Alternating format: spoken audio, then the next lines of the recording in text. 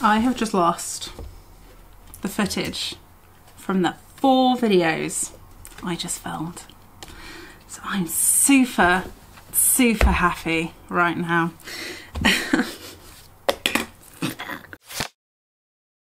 So we're just gonna swing straight into this. Here are some of my bookish pet peeves.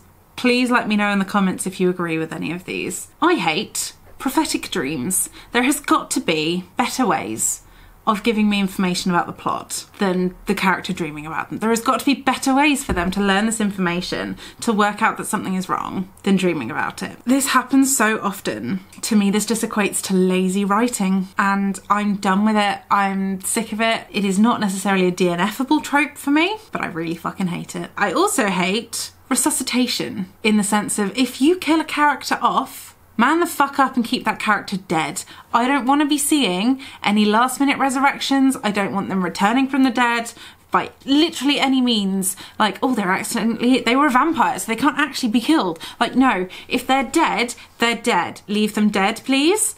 Because if you just keep bringing them back, I'm never going to believe anyone dying ever again. Like, it's never going to have that same oomph, that same like urgency or like heart-wrenching horrible moment. You're ruining that for every other book that I'm reading. I hate this. Is a DNF-able offence for me. If you resuscitate a character that has died, I'm done. That's me done with the book, like, completely. Okay, I'm done. I can understand if you have deliberately done the thing where like their body was never found, because we all know that means that they're still alive somewhere. But if you legitimately kill someone, if you behead someone, if you give them a fatal gut injury, they stay dead. That's how that works.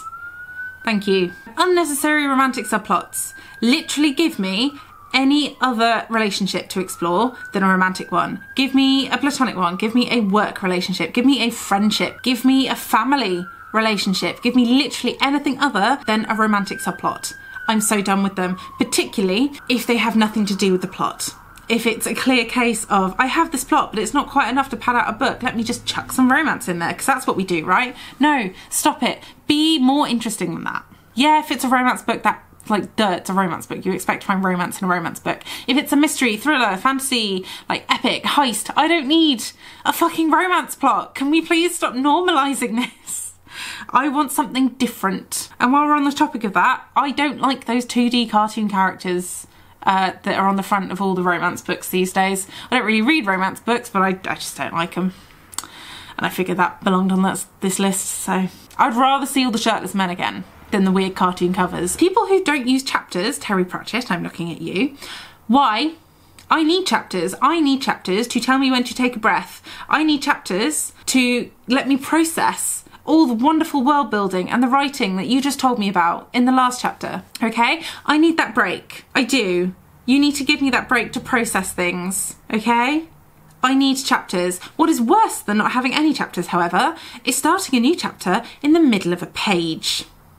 No, you finish that page and you start on the next page, okay? None of this in the middle of the page fucking nonsense. That is worse than having no chapters at all. Thank you. I find it really funny when I can tell that an author has found a new way to describe something and is really, really enjoying that new thing, that new description, that new word that they found, and then they use it about 4 different times in the space of 3 pages.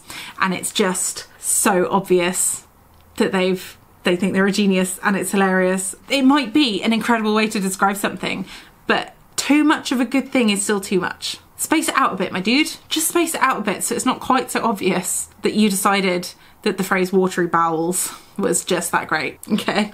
Just space it out a bit. And then finally, I'm whizzing through this because I've already filmed it once and I know exactly what I'm gonna say. If I can get to page 50, 100 of your book and there's been nothing but white men, no women, no people of colour, no one of like interesting gender identity or sexuality or orientation, what the fuck are you doing? You've got a whole imaginary world that you are writing. A whole imaginary world, okay? You can put whatever you want in this book and you chose to fill it with cis white men. You really did that, okay? That's a DNF-able offence for me. I need interesting people in my books, and an entire cast of white men is not it for me. And I can think of about 3 offenders off the top of my head. Okay, we need to stop doing that. Make your books more diverse, please. Thank you.